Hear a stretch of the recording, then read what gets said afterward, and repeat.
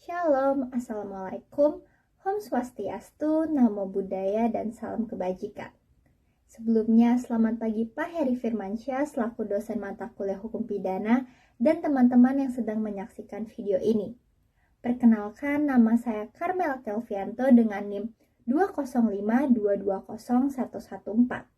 Pada kesempatan kali ini, saya akan membagikan sedikit pengetahuan saya terkait teori kausalitas untuk menempuh ujian tengah semester. Sebelum memulai bahasan kali ini, saya akan membagi menjadi beberapa poin penting yang akan dibahas lebih dalam, yaitu istilah kausalitas, macam-macam teori kausalitas, kasus-kasus yang dilihat berdasarkan kausalitas, seperti jatuhnya pesawat Lion Air JT610 dan kasus Shanida Jessica Mirna. Hubungan antara sebab dan akibat dalam hukum pidana merupakan suatu hal esensial dalam hukum pidana. Bahkan untuk berfokus pada hal tersebut, maka adanya ajaran kausalitas. Secara etimologi, kata kausa diartikan sebagai alasan atau dasar hukum atau suatu sebab yang dapat menimbulkan suatu kejadian. Sehingga kausalitas merupakan hubungan sebab dan akibat.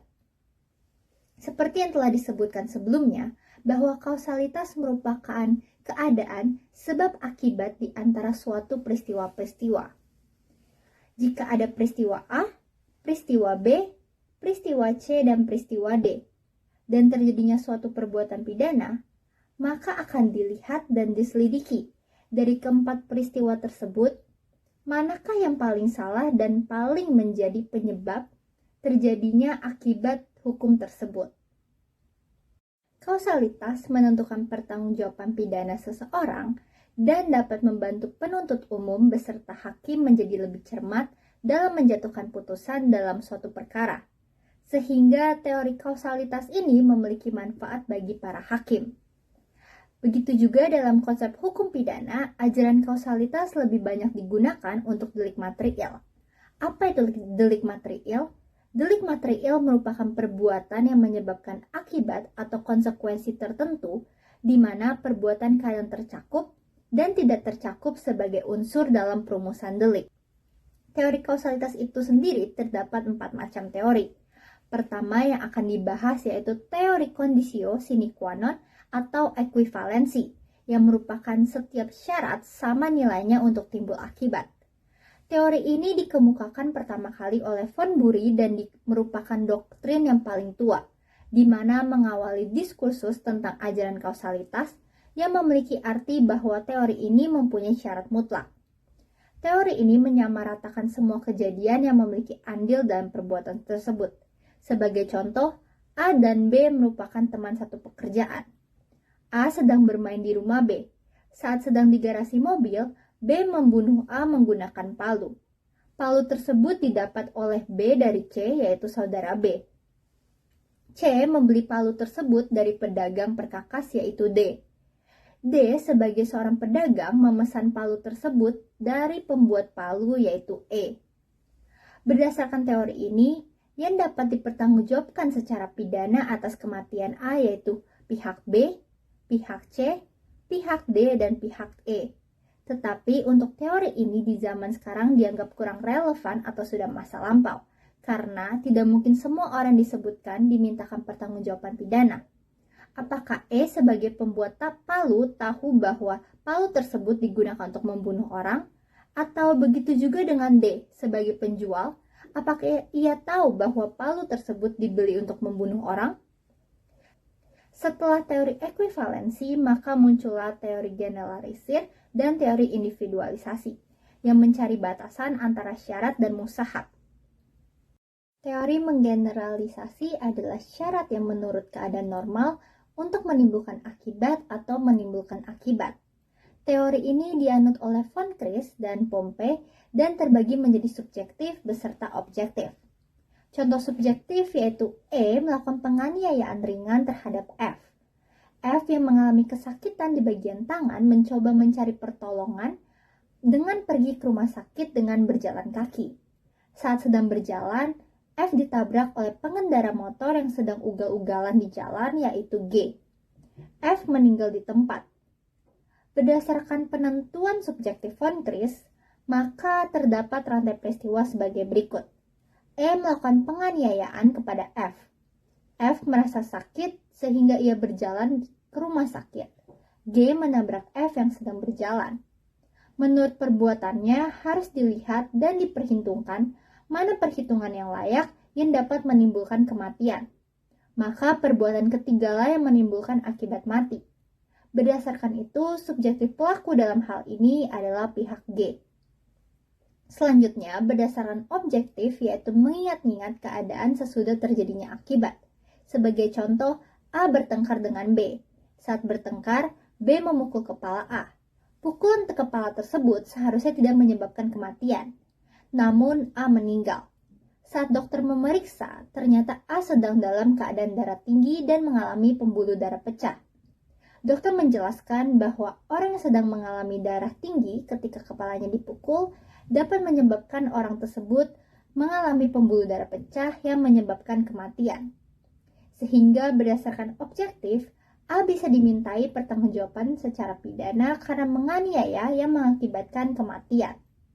Selanjutnya ada teori individualisasi melihat sebab in concreto dan post facto, syarat yang paling banyak menimbulkan akibat. Maka perlu dicari tahu dahulu kepastiannya, perbuatan mana yang paling banyak memberikan pengaruh besar terhadap timbulnya akibat. Teori ini dianut oleh Bickmeyer dan Mulder. Selanjutnya ada teori relevansi yang merupakan interpretasi dari delik sebagaimana yang dimaksud dalam pembuat undang-undang. Maka inti dari teori ini yaitu pada saat undang-undang menentukan rumusan delik tersebut, kelakuan atau perbuatan manakah yang dibayangkan olehnya sehingga dapat menimbulkan akibat yang dilarang. Dalam Undang-Undang Hukum Pidana, ajaran kausalitas dimaksudkan untuk menentukan hubungan objektif antara perbuatan manusia dengan akibat yang tidak dikehendaki oleh undang-undang. Dalam Undang-Undang Hukum Pidana, kausalitas dirumuskan sebagai berikut. Yang pertama, penyebab dirumuskan secara jelas. Suatu kelakuan yang dilarang atau diharuskan. Yang kedua, suatu akibat yang dirumuskan secara jelas. Suatu kenyataan yang ditimbulkan oleh suatu penyebab. Yang ketiga, disimpulkan bahwa sebab akibat itu sebagai rumusan sekaligus. Yang keempat, sebab dirumuskan berupa suatu tindakan tertentu tetapi tanpa mensyaratkan telah timbulnya akibat. Yang kelima, akibat dirumuskan berupa suatu kenyataan tertentu tanpa menentukan suatu kelakuan atau tindakan tertentu sebabnya apa. Yang keenam, perumusan sebab akibat dapat disimpulkan sebagai tidak diperlukan dalam rangka telah terjadinya atau tidaknya suatu delik. Dan yang terakhir, perumusan sebab akibat tercakup dalam jiwa pelaku yang berbentuk pendorong dan kenyataan peristiwa yang dikehendaki. Selanjutnya kita akan membahas yaitu kasus Lion Air. Pada tanggal 29 Oktober 2018, pesawat Lion Air JT610 jatuh di wilayah laut dekat Kabupaten Karawang, Jakarta Barat. Jika kita menggunakan teori berdasarkan ajaran Von Bury, maka ada keempat rantai peristiwa, yaitu yang pertama, perbuatan yang memproduksi pesawat JT610. Ada kemungkinan kontribusi pembuat pesawat yang menyebabkan terjadinya kerusakan atau gangguan tertentu pada pesawat. Yang kedua, perbuatan manajemen yang mengoperasionalkan pesawat Lion Air JT610. Perbuatan yang mengatur izin terbang atau melakukan komunikasi dengan pilot. Pada bagian ini, otoritas penerbangan yaitu ATC atau Air Traffic Control memberikan izin terbang dan mengatur lalu lintas penerbangan. Yang keempat, perbuatan yang menerbangkan pesawat, dalam hal ini tentu saja pilot dan co-pilot beserta kru pesawat yang ada di pesawat tersebut yang membantu dalam menerbangkan pesawat. Maka dapat diambil kesimpulan bahwa perbuatan yang menimbulkan jatuhnya pesawat Lion Air JT610 karena perbuatan pertama, kedua, ketiga, dan empat. Dan keempatnya seharusnya dapat dimintai pertanggungjawaban pidana karena memiliki kontribusi yang seimbang dalam menimbulkan akibat yang dilarang. Selanjutnya kita akan membahas kasus yang waktu itu sempat viral, yaitu menganalisis kasus kopi cyanida Jessica Mirna.